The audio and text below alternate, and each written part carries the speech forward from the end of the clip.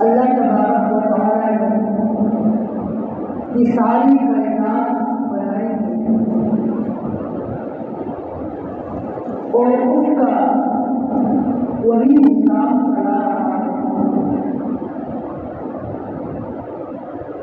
یہ آسمان،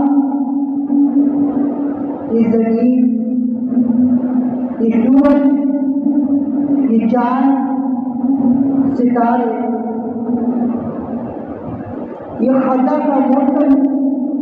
یہ بہار کا موسم، یہ سردی اور گرمی، یہ سب اللہ تبارک و تعالیٰ ایک نظام کے تحت چلا رہا ہے. اور ان سب کا تحریر کرنا وہ اللہ تبارک و تعالیٰ ہے. اور انہوں نے اس نظام کو پابند بنایا ہے اور اسی نظام کے تحت وہ اس کائنات کو چلا رہا ہے. پہلے سردی کا، گرمی کا زمانہ تھا، اب گرمی کا زمانہ ختم ہو چکا ہے اور سردی کا زمانہ شروع ہو چکا ہے. اور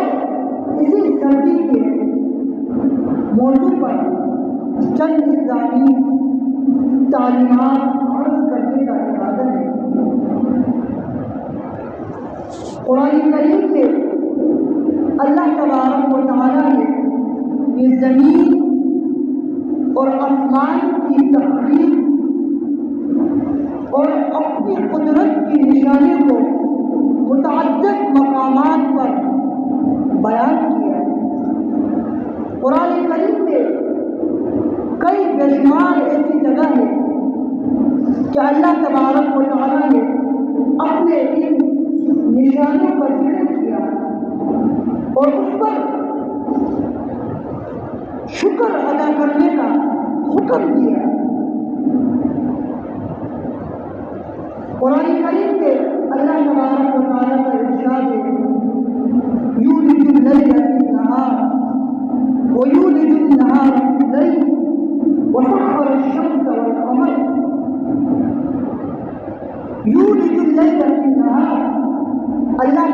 تبارک و تعالیٰ نے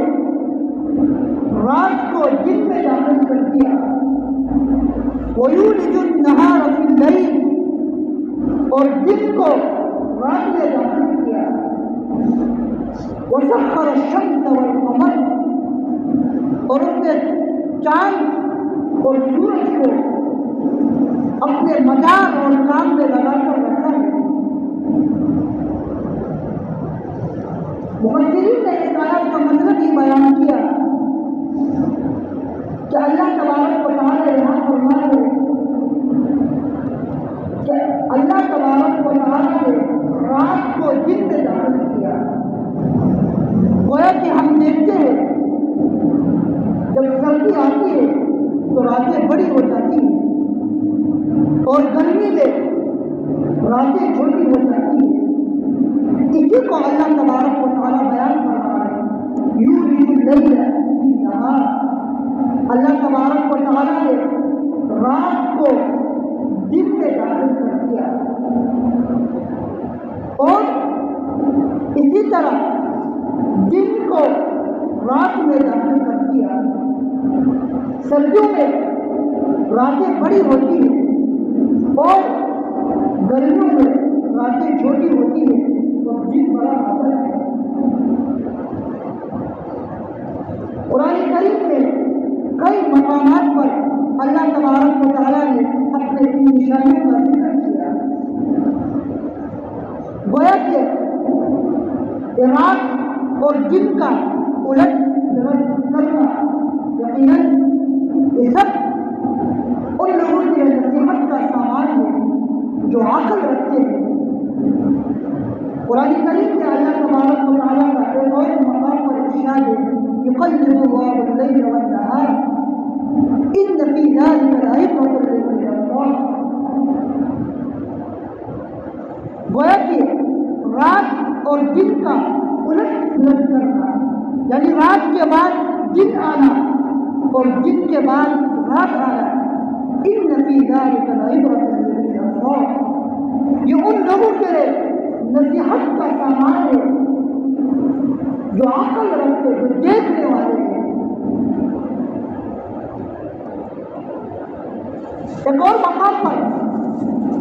اللہ تبارک و تعالیٰ کا ارشاد ہے، إن في خلق السماوات والأرض واختلاف الليل والنهار لآيات لأولي الألباب، بے شک زمین اور آسمان کی تخلیق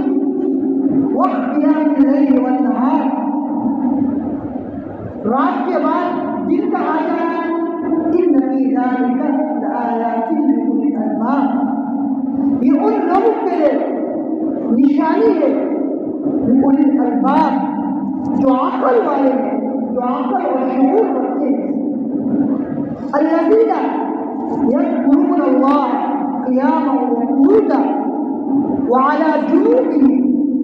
ويتفكرون في خلق السماوات والأرض الذين يذكرون الله قياما وقعودا، جو لوگ اٹھتے بیٹھتے پہلوں میں بیٹھتے ہوئے اللہ کا ذکر کرتے ہیں، ويتفكرون في خلق السماوات والأرض، اور اللہ کی ان نشانیوں میں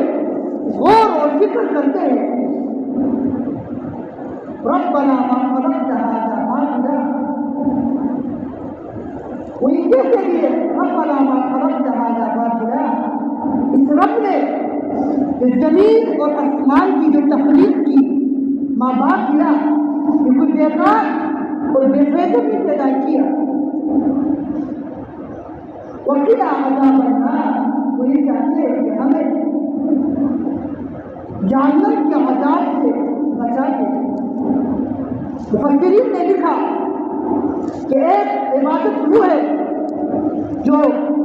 ذکر کرنا اللہ تبارک و تعالیٰ کی، اور دوسری عبادت وہ ہے جو اللہ تبارک و تعالیٰ کی ان نشانیوں میں غور اور فکر کرنا، یہ ایک اعلیٰ ترین عبادت ہے۔ قرآن کریم میں کئی مقامات پر اللہ تبارک و تعالیٰ نے اپنے ان نشانیوں کا اپنے ان تخلیق کردہ نشانوں کا ذکر کیا اور اس نے انسان کو یہ حکم دیا وہ اس میں غور اور فکر کرے اور غور اور فکر کرنے بعد ان نعمتوں پر اللہ تبارک و تعالیٰ کا شکر ادا کرے.